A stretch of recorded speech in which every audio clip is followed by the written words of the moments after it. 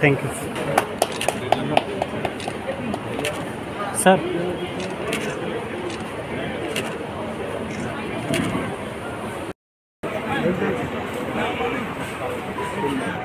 अभी आगे ना बोला एक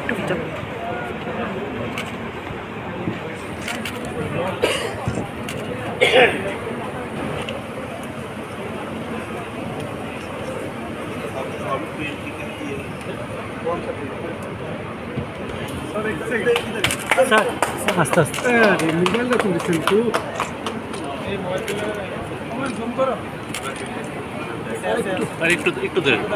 তারপর রাজ্যসভার আপনি সাংসদ হয়েছেন, এইবার লোকসভা নির্বাচনে আপনি প্রার্থী হয়েছেন এবং রেকর্ড ভোট পেয়েছেন, কি বলবেন?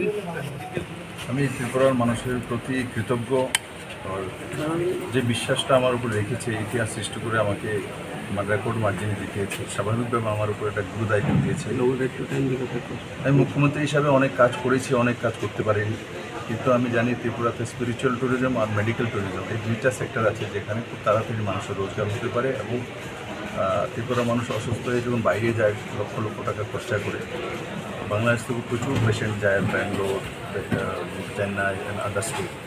তো এখানে বড় একটা গ্রুপকে এনে একটা হসপিটাল তৈরি করা, যাতে 400-500 কোটি টাকা তার মধ্যে বিজনেস আছে, এই দুইটা দিক আছে যেটা ত্রিপুরা মানুষকে খুব তাড়াতাড়ি রোজগার দেওয়া যেতে পারে। ত্রিপুরাতে বেরোজগার প্রচুর রয়েছে, তো নজওয়ানদেরকে নিরাশ না করে রোজগারের দিকে নিয়ে যাওয়া, সেটা একটা বড় রাস্তা খুব তাড়াতাড়ি করতে পারি।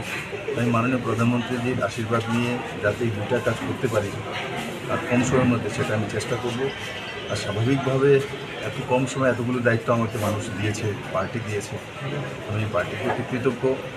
আর সর্বোপরি মাননীয় প্রধানমন্ত্রী নরেন্দ্র ভাই মোদী, পার্টির অধ্যক্ষ জেপি নাড্ডাজি, অমিত ভাই শাহজি, স্বাভাবিকভাবে আমি বিজেপির কার্যকর্তা, সেই হিসাবে আমাকে বিজেপি থেকে টিকিট দেওয়া হয়েছে। আমি আমার নেতৃত্বের প্রতি কৃতজ্ঞ।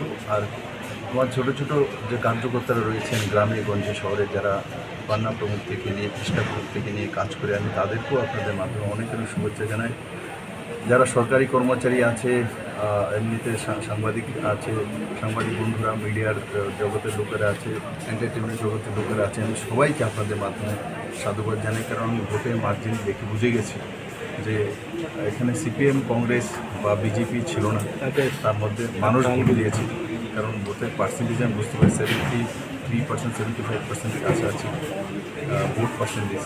আমি বুঝি যে সে ভোটটা যারা হয়তো ট্রেডিশনাল সিপিএম করেন এরাও ভোটটা দিয়েছে, যারা হয়তো কংগ্রেস করেন এরাও ভোটটা, নাহলে তো ভোটটা কোথা থেকে আসবে। তো সেভাবে আমি সবার কাছে আপিল করব, মানুষের যে রায় দিয়েছে সেটা যাতে ভারতীয় জনতা পার্টির কার্যকর্তারা পুনরাশ্বাস চলে সেটাকে যাতে খারাপ না করে, এই আশীর্বাদটা নিয়ে যাতে কাজ করতে পারি সবাইকে নিয়ে, সেই মানসিকতা রাখা। স্যার, কেন্দ্রীয় স্তরে এনডিএর ফলাফল নিয়ে কি বলবেন? কেন্দ্রীয় স্তরে স্বাভাবিকভাবে আপনি জিজ্ঞাসা করবেন, 400 পারে নাড়া দিয়েছেন, এখন 300-তে আছে।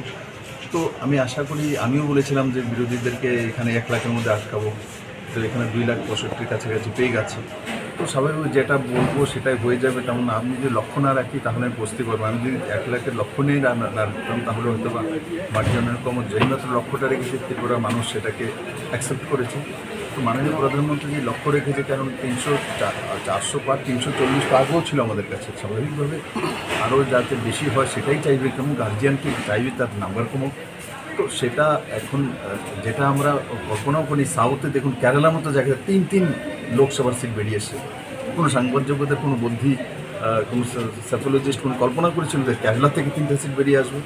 কোনো কল্পনা নেই। তো সাউথে বলছিল না, এই সাউথে বিজেপির কোনোই হয়তো, কর্ণাটকও ভালো রেজাল্ট করেছে, তেলেঙ্গানাতেও করেছে, অন্ধ্রপ্রদেশ শুধু গভর্নমেন্টই করে নিয়েছে, স্টেট গভর্নমেন্ট চন্দ্রবাবুকে নিয়ে, তামিলনাড়ুতেও রেজাল্ট সিট এসছে। তো সাউথে ভারতীয় জনতা পার্টির রেজাল্ট ভালো হয়েছে।